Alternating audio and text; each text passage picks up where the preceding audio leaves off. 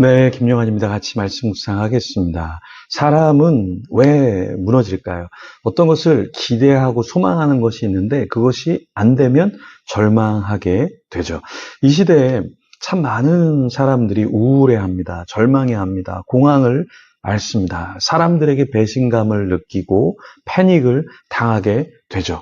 방향성을 잃어버립니다. 방법도 잃어버리고요.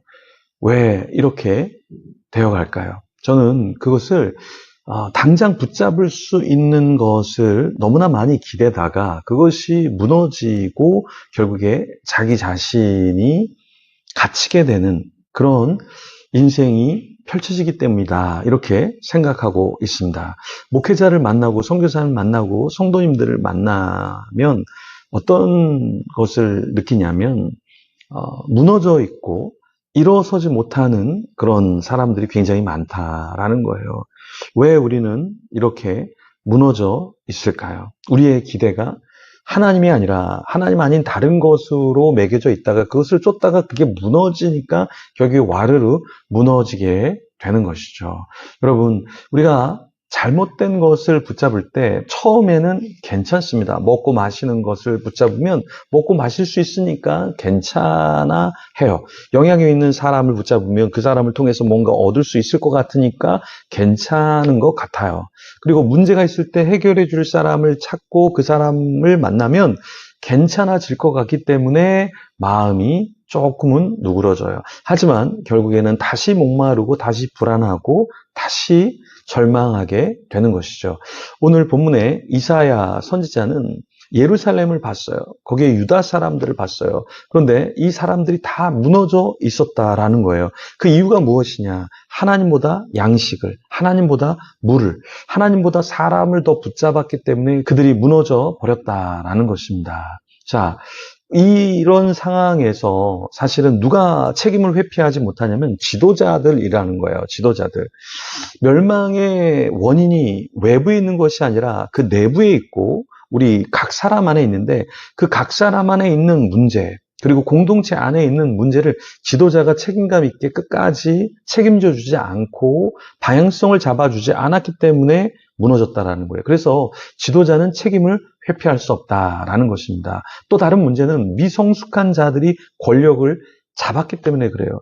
그러니까 우리는 그 사람들이 권력을 잡았으니까 그렇게 된 거 아니야 라고 하지만 그 사람들이 권력을 잡지 못하도록 한 것도 우리가 책임이 있다라는 것이죠. 그 백성들도 책임을 회피할 수 없다라는 것입니다. 또 백성 스스로가 서로를 억압했다라는 거예요. 사람이 굉장히 부유할 때는 많은 걸 나눕니다. 근데 가난하게 되면 어때요? 나눌 마음은 있어도 나누기가 어려워요. 곳간에서 인심난다고 곳간에 쌀과 무엇인가 많으면 나눌 수 있어요. 근데 곳간이 텅 비어 있잖아요. 그럼 나눌 수가 없죠. 백성들이 가난하게 되고 정치, 사회적으로 어려워지니까 서로를 억압하고 있었다라는 것입니다. 이런 백성들을 보면서, 이런 지도자들을 보면서 하나님의 마음은 어떠셨을까요? 1절 말씀입니다. 보라, 주 만군의 여호와께서 예루살렘과 유다가 의뢰하며 의지하는 것을 제하여 버리시되 곧 그가 의지하는 모든 양식과 그가 의지하는 모든 물과 용사와 전사와 재판관과 선지자와 복술자와 장로와 오십부장과 귀인과 모사와 정교한 장인과 능란한 요술자를 그리 하실 것이며 여호와께서 예루살렘과 유다에게 무엇을 제거하신다 말씀하셨습니까? 하나님은 그들이 의지하던 것, 양식, 물, 생존의 필수적인 것이지만 그걸 너무 많이 의존하니까 그것을 잠깐 하나님께서 거두신다 말씀하셨다라는 거예요. 우리도 마찬가지로 물질이 필요하죠. 우리에게 물이 필요하죠.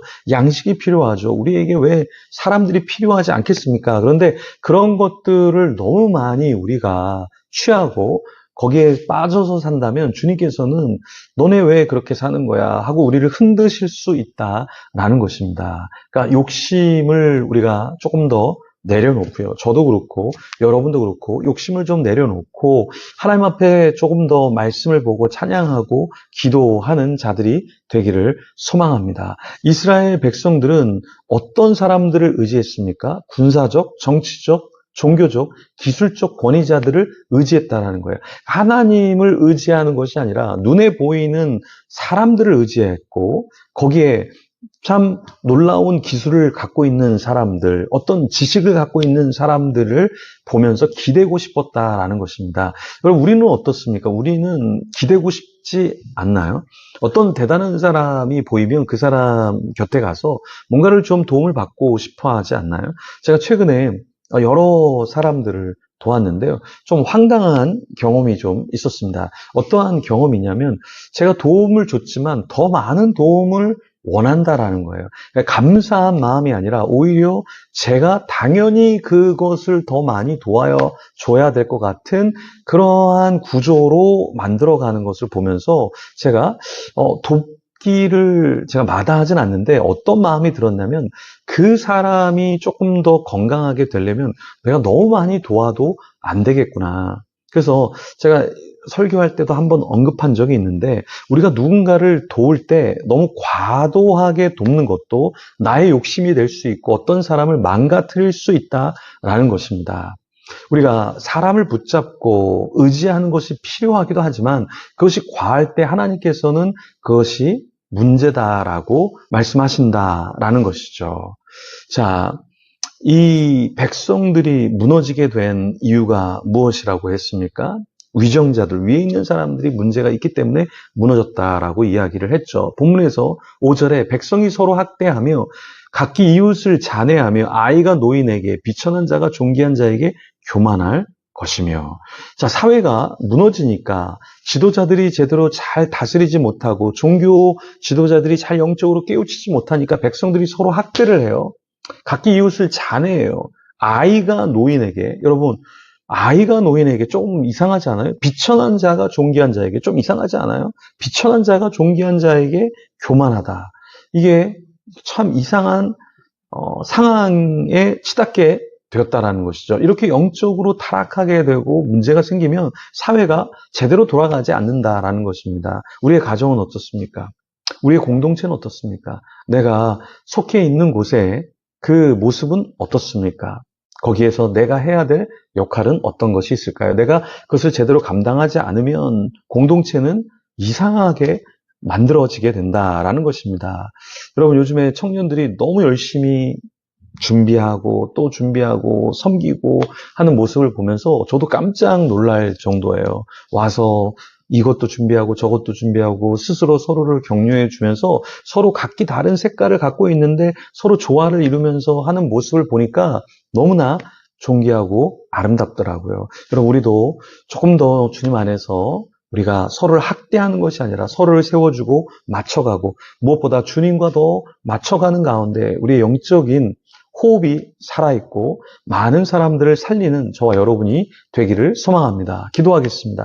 하나님 감사합니다. 이스라엘을 보시고 그 당시 백성들을 보시고 그들의 연약함이 무엇인지 하나님께서 아셨고 하지만 선지자를 통해서 그들을 깨우치고자 하셨지만 그들이 듣지 않았습니다. 우리는 어떻습니까? 나 자신은 어떻습니까? 하나님께서 무엇을 말씀하시는지 무엇을 원하시는지 깨닫게 하여 주시고 하나님 더 말씀과 찬양과 기도에 하나님이 원하시는 그 성도의 삶을 온전히 이 땅에서 살아가게 하여 주시옵소서. 붙잡아야 될 사람이 아니라 붙잡아야 될 권력이 아니라 붙잡아야 할 어떤 지식과 권위가 아니라 정말 붙잡아야 할 것이 무엇인지 밸런스를 갖게 하여 주시고 하나님이 보시기에 합당한 믿음의 삶을 살게 하여 주시옵소서. 감사합니다. 예수님 이름으로 기도합니다. 아멘. 우리 계속해서 기도하며 주님 앞에 나가겠습니다.